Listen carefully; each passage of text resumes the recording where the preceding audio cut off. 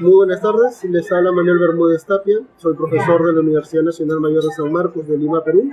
Agradezco mucho la oportunidad para poder exponer algunas líneas sobre derechos indígenas gracias a la profesora Paulina. Y bueno, voy a comenzar a explicarle dos partes muy específicas. En primer lugar, la evolución del derecho de las poblaciones indígenas y en segundo lugar, propiedad intelectual y producto tradicional colectivo en el Perú.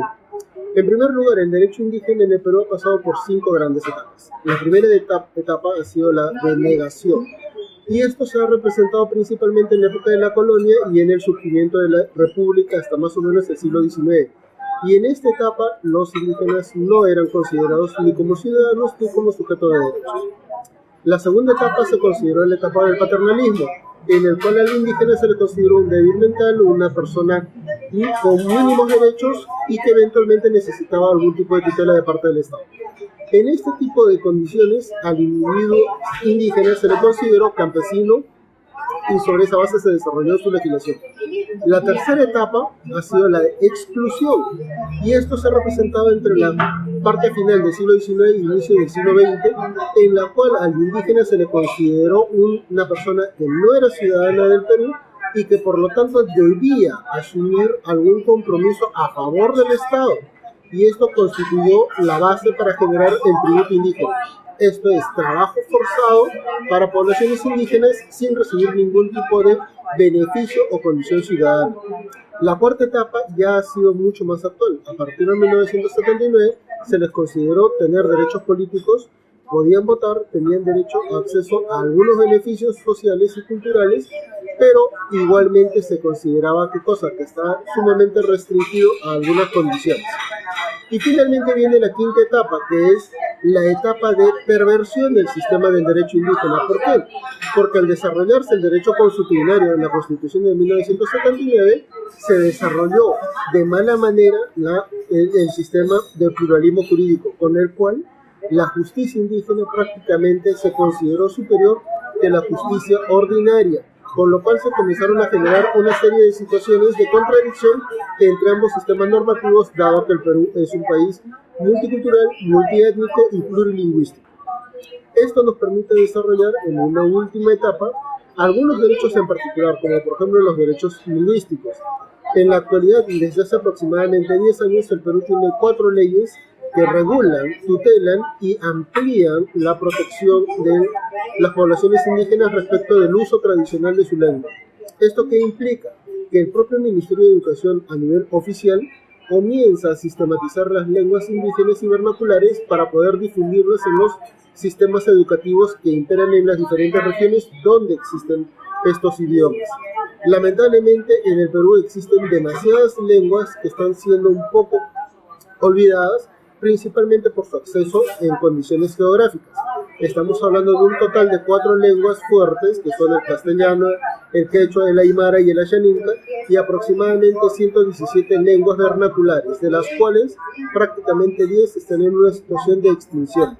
Sin embargo, y a pesar de todas estas condiciones, el Ministerio de Educación está brindando educación bilingüe intercultural en base, como les mencionaba, a las 4 leyes anteriormente dichas. Pero ahora vamos a desarrollar un aspecto muy interesante que ha sucedido desde el año 2004, en el que se reguló la protección intelectual del conocimiento tradicional colectivo.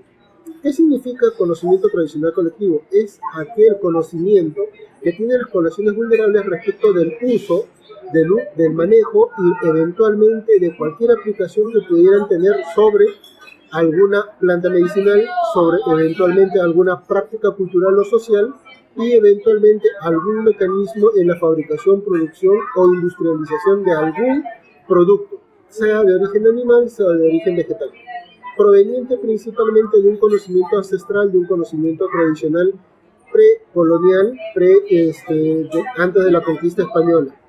Esta ley de protección del conocimiento tradicional colectivo se ha dado en el año 2004, ha permitido la sistematización de una serie de productos muy conocidos en el Perú, principalmente a nivel social y cultural, pero además ha permitido patentar y registrar y defender productos tradicionales indígenas en el ámbito internacional, como por ejemplo, en Estados Unidos y en Europa se han registrado patentes sobre la quinoa, y estas han sido declaradas nulas en su inscripción por parte del Estado peruano.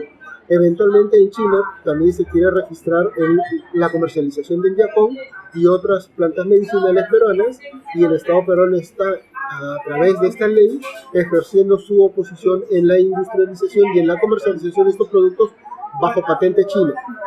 Eventualmente tenemos otros productos que no han logrado tener el mismo conocimiento de protección, como por ejemplo el pisco, que ha sido registrado en 1974 en Chile, pero que eventualmente forma parte de la tradición social cultural del Perú, tanto en su etapa indígena como en su etapa ya de colonización y república. Estos conocimientos tradicionales colectivos tienen que tener algunas características y condiciones para efectos de ser resguardados. 1. Tener un amplio conocimiento en la zona geográfica en la cual se difunden. 2. Tener un conocimiento tradicional sostenido en base a generaciones. Y 3. No ser de conocimiento público en el ámbito registral. ¿Esto qué significa? Que cualquier producto que quiera ser registrado en el Perú y que provenga de poblaciones indígenas no va a ser sujeto una persona individual, sino eventualmente el titular del derecho va a ser una comunidad campesina, una comunidad nativa o una población indígena. Esto asegura finalmente todo lo que significa la protección tanto del derecho tradicional como del derecho consuetudinario respecto de un conocimiento tradicional colectivo. Y esto también permite en el ámbito del derecho comparado la tutela de estos derechos, principalmente provenientes de un uso tradicional de alguna planta medicinal, de alguna planta que eventualmente tenga algún beneficio para el consumo humano, o eventualmente sobre el producto que pudiera ser eventualmente generado por una base bastante histórica en el Perú.